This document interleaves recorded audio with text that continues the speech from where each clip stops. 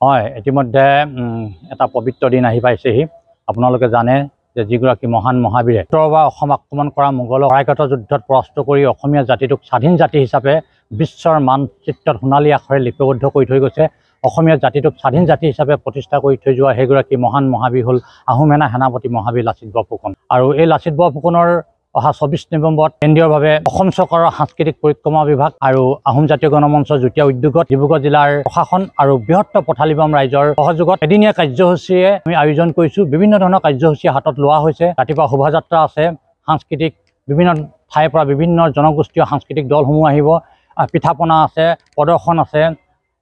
সন্ধিয়ালৈ আমাৰ মেকবেটৰ যিখন নাটকখন দেখুওৱা হ'ব।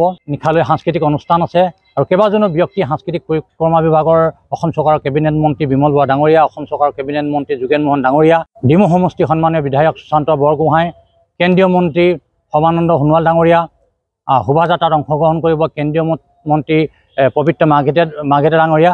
গতিকে প্ৰায় আমাৰ চৰকাৰী যিখিনি উচ্চপদস্থ বিষয়া তেওঁলোকে উপস্থিত থাকিব। গতিকে আপোনালোকৰ সংবাদ মাধ্যমৰ যোগেদি এটাই আহ্বান জনাইছোঁ, সকলোৱে সহযোগিতা আমি কামনা বিচাৰিছোঁ।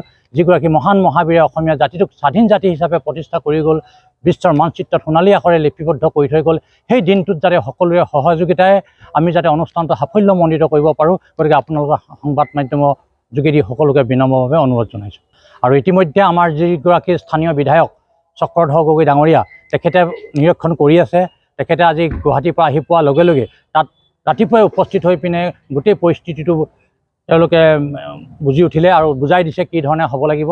গতিকে তেখেতকো আমি ধন্যবাদ জ্ঞাপন কৰিছোঁ, কাৰণ তেখেতে বিভিন্ন কামৰ মাজতো লাচিত দিৱসৰ প্ৰস্তুতি প্ৰতিটো সময়তে তেখেতে খবৰ খাতি ৰাখি আছে।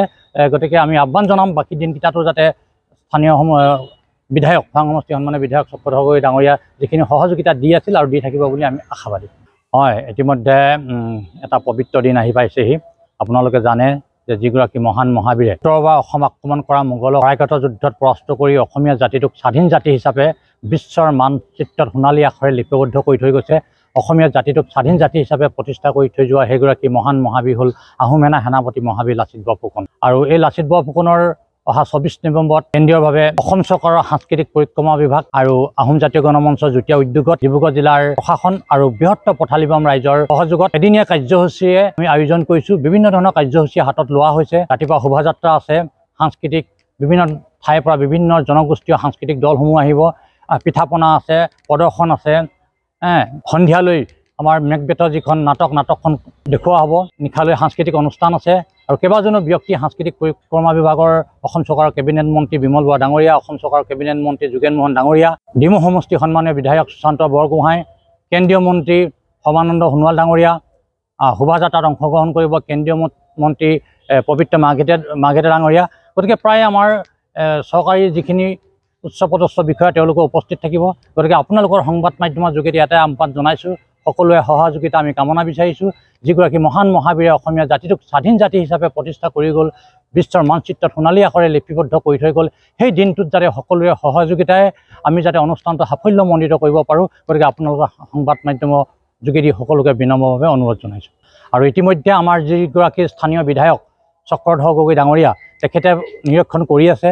তেখেতে আজি গুৱাহাটীৰ পৰা আহি পোৱাৰ লগে লগে তাত ৰাতিপুৱাই উপস্থিত হৈ পিনে গোটেই পৰিস্থিতিটো তেওঁলোকে বুজি উঠিলে আৰু বুজাই দিছে কি ধৰণে হ'ব লাগিব। গতিকে তেখেতকো আমি ধন্যবাদ জ্ঞাপন কৰিছোঁ, কাৰণ তেখেতে বিভিন্ন কামৰ মাজতো লাচিত দিৱসৰ প্ৰস্তুতি প্ৰতিটো সময়তে তেখেতে খবৰ খাতি ৰাখি আছে। গতিকে আমি আহ্বান জনাম বাকী দিনকেইটাতো যাতে স্থানীয় বিধায়ক খোৱাং সমষ্টি সন্মানীয় বিধায়ক চক্ৰধৰ গগৈ ডাঙৰীয়া যিখিনি সহযোগিতা দি আছিল আৰু দি থাকিব বুলি আমি আশাবাদী।